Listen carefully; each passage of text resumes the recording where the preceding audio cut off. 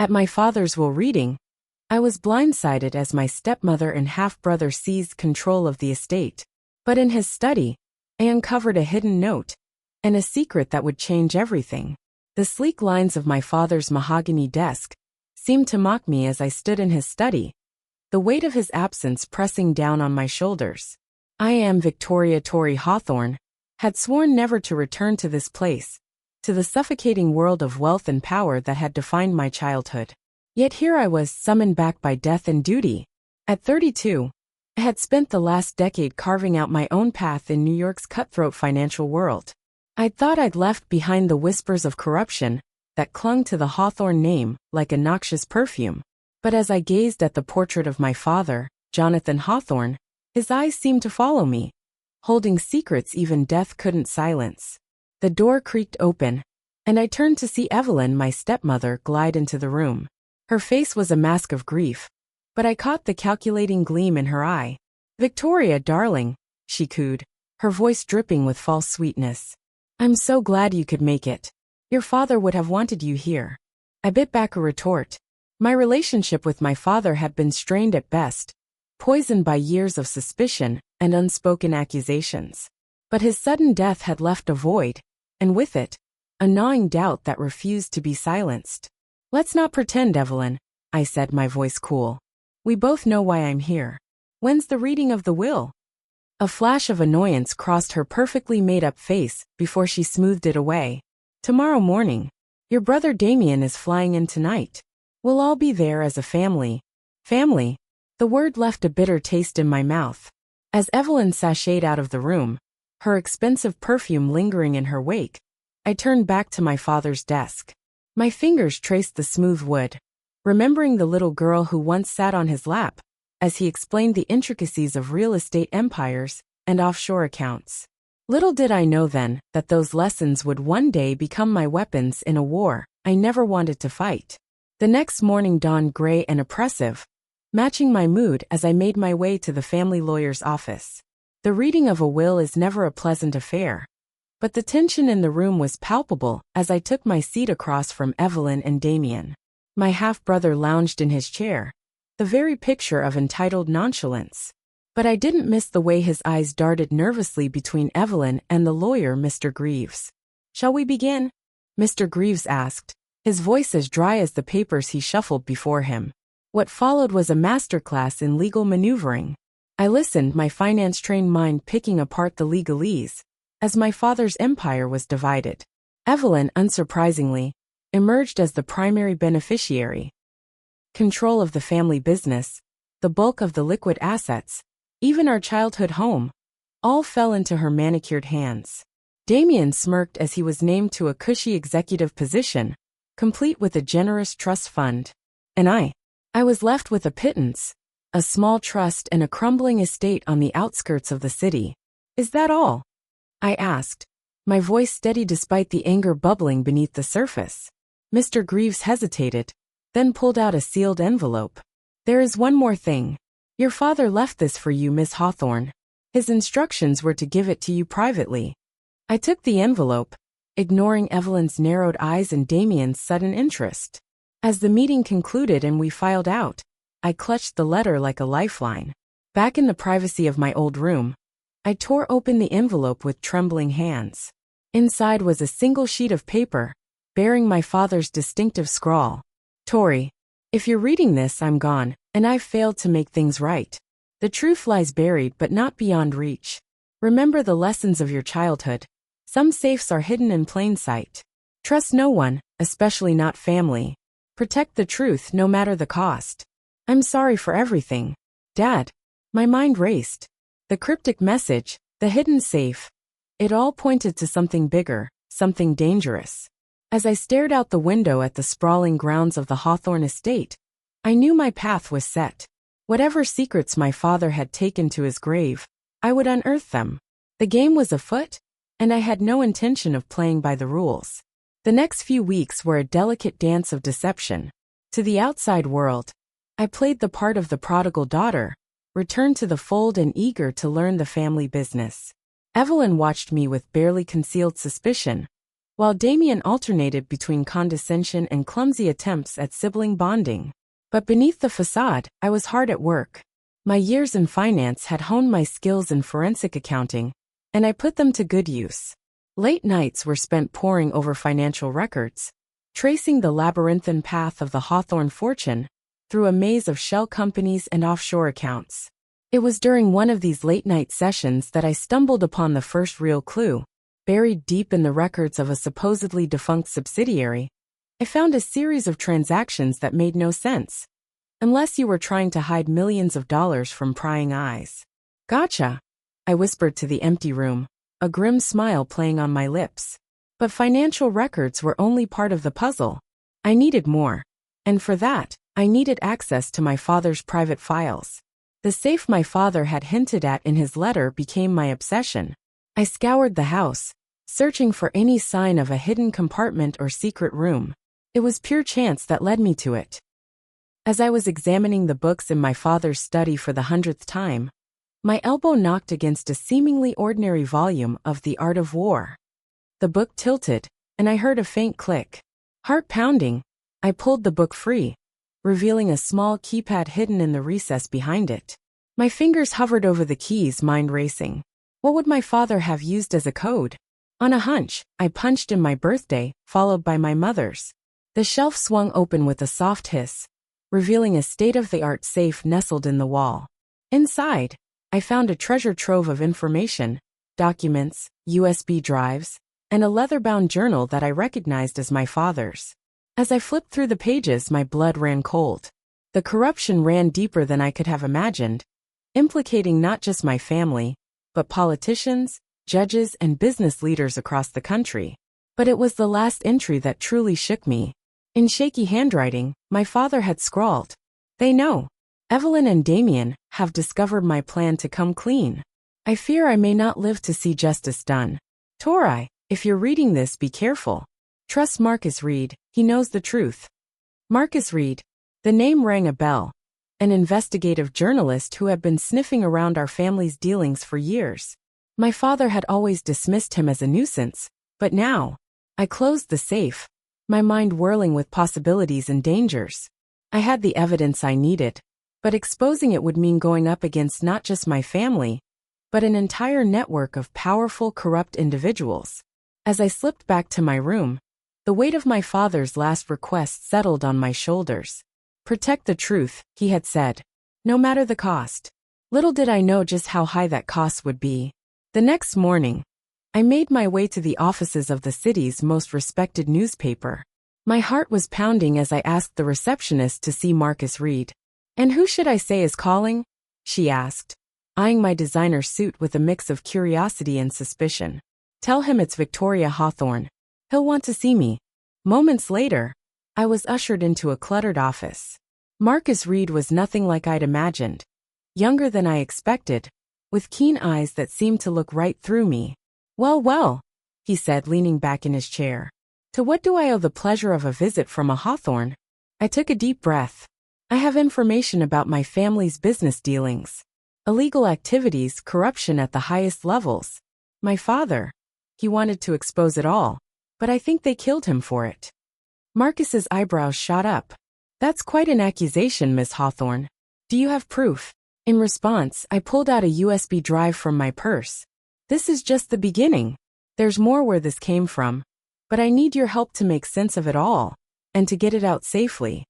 For the next few hours, Marcus and I pored over the files I'd brought. His journalistic instincts kicked in, asking probing questions and connecting dots I hadn't even seen. By the time we finished, the sun was setting, casting long shadows across the city skyline. "This is big, Tori," Marcus said, running a hand through his hair. "Bigger than anything I've ever worked on. Are you sure you're ready for what comes next? Once we start publishing this, there's no going back." I met his gaze steadily. "I'm sure. It's time the truth came out." As I left the newspaper office, a new sense of purpose filled me, but it was tempered by a growing unease. I couldn't shake the feeling that I was being watched. My suspicions were confirmed when I returned to the Hawthorne mansion. Evelyn was waiting for me in the foyer, her face a mask of cold fury. "Where have you been, Victoria?" she asked, her voice dangerously soft. Out, I replied curtly, moving to step past her.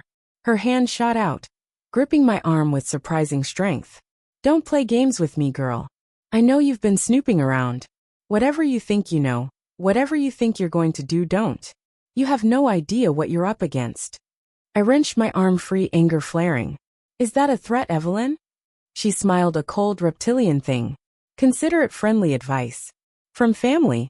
As I watched her sashay away, I knew the battle lines had been drawn. The next move would be crucial, and I couldn't afford to make a single mistake. The weeks that followed were a delicate balancing act. By day, I played the role of the dutiful daughter, attending board meetings and schmoozing with the company's partners. But every spare moment was spent with Marcus, piecing together the vast tapestry of corruption that my family had woven. We uncovered a pattern of predatory real estate practices, targeting low-income neighborhoods for redevelopment that left families homeless. Shell companies funneled money into offshore accounts, evading taxes and hiding the true extent of the Hawthorne fortune. And perhaps most damning of all, evidence of bribes paid to city officials to look the other way. But as we dug deeper, the danger grew. Twice, I caught Damien rifling through my room. Anonymous threats began to appear. A dead rat on my doorstep, my car's brake lines mysteriously cut. It all came to a head one stormy night. I was working late in my father's study when I heard a noise. Instinctively, I dimmed the lights and hid behind a bookcase. Moments later, Evelyn and Damien entered, their voices low and urgent. She knows too much, Evelyn was saying. We need to take care of her, like we did with Jonathan. My blood ran cold. They were talking about killing me, just as they had killed my father. Damien shifted uncomfortably. Isn't that a bit extreme? She's still family. Evelyn's laugh was like ice. Family? Wake up, Damien. In this world, there's no such thing as family. Only assets and liabilities. And right now, your dear sister is a major liability. I barely dared to breathe as they continued to plot. When they finally left, I slumped to the floor, my mind reeling. I had known they were corrupt, but murder? This was beyond anything I had imagined. With shaking hands, I called Marcus. We need to move now, I told him. It's not safe anymore. We have to release what we have. Are you sure? He asked.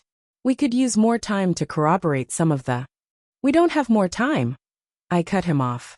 They're planning to kill me, Marcus. Just like they killed my father. There was a long pause on the other end of the line. Then, okay, I'll start putting together the story. But Tori, you need to get out of there. Now. I agreed. But as I packed a hasty bag, a new plan began to form in my mind. Running and hiding wasn't enough. I needed to take control of the situation, to beat Evelyn and Damien at their own game. It was time for the heiress to become the whistleblower, and to bring the entire corrupt empire crashing down. I knew I couldn't just run away and hope for the best. Evelyn and Damien had resources, connections. They would find me eventually. No, I needed to turn the tables on them, to set a trap so perfect they would walk right into it. The annual charity gala hosted by our family's foundation provided the perfect opportunity. It was a glittering affair, attended by the city's elite. Politicians, business leaders, and socialites, all rubbing elbows and pretending to care about the cause du jour. In reality, it was a networking event for the corrupt, a chance to make deals and exchange favors away from prying eyes. And this year, it would be their downfall. Working with Marcus, I set up a complex sting operation. We planted hidden cameras and microphones throughout the venue. I wore a wire, ready to capture any incriminating conversations. And most importantly, we tipped off select law enforcement officials who we knew weren't on the Hawthorne payroll. The night of the gala, I dressed to kill in a slinky red gown, a smile plastered on my face as I worked the room. I could feel Evelyn's eyes on me, watching my every move. Damien, already half drunk, kept trying to corner me for a little family chat. As the evening wore on, I maneuvered key players into position. A casual word here, a pointed question there. Slowly but surely, I got them talking about their shady deals and backroom arrangements. The pivotal moment came when I managed to get Evelyn, Damien, and several of their co-conspirators into a private room under the guise of discussing a new investment opportunity. "I'm so glad you could all join me," I said, my voice dripping with false sweetness. "I've been doing some digging, and I think I've found a way for us to expand our interests." Evelyn's eyes narrowed. "What are you playing at, Victoria?" I smiled, feeling the weight of the hidden camera capturing every moment. "Oh, I think you know, Evelyn. The offshore accounts, the bribes, the accidents that happen to anyone who gets in your way. Did you really think I wouldn't find out?" The room erupted into chaos. Accusations flew, threats were made, and in their panic, they incriminated themselves further with every word. And then right on cue the doors burst open. FBI agents flooded the room, followed closely by Marcus and his team of reporters. As Evelyn was led away in handcuffs, her face a mask of fury, she spat at me. "You'll regret this, Victoria. You have no idea what you've done." But I did know. I had torn down the corrupt empire my family had built, and in doing so, I had set myself free. The days and weeks that followed the gala were a whirlwind of legal proceedings, press conferences, and the monumental task of untangling the web of corruption that had ensnared not just my family, but a significant portion of the city's elite. Evelyn and Damien fought tooth and nail, hiring the best lawyers money could buy. But the evidence was overwhelming. In the end, faced with the prospect of lengthy prison sentences, they turned on each other, each trying to cut a deal at the expense of the other. I watched from the witness stand as the empire my father had built crumbled. It was a bittersweet victory. Yes, justice was being served, but at what cost? The Hawthorne name, once synonymous with power and prestige, was now dragged through the mud. But amidst the chaos, I found an unexpected ally in Marcus. He was there through the long nights of preparation for my testimony, a steady presence as I faced down threats and intimidation attempts. Somewhere along the way, our professional relationship had deepened into something more, though neither of us had the time or energy to explore it fully. As the dust began to settle, I was left with a daunting question. What now? The family business was in shambles, its assets frozen pending further investigation. The charitable foundation, tainted by association, was struggling to survive. It was during a late-night conversation with Marcus that the idea struck me. What if, I mused, we could use what's left of the Hawthorne fortune to actually do some good? Marcus raised an eyebrow. What did you have in mind? And so, the seed of a new venture was planted. We would create a new foundation, one dedicated to undoing the damage my family had done. Affordable housing projects to help those displaced by predatory real estate practices. Legal aid for victims of corporate fraud. Scholarships for underprivileged youth.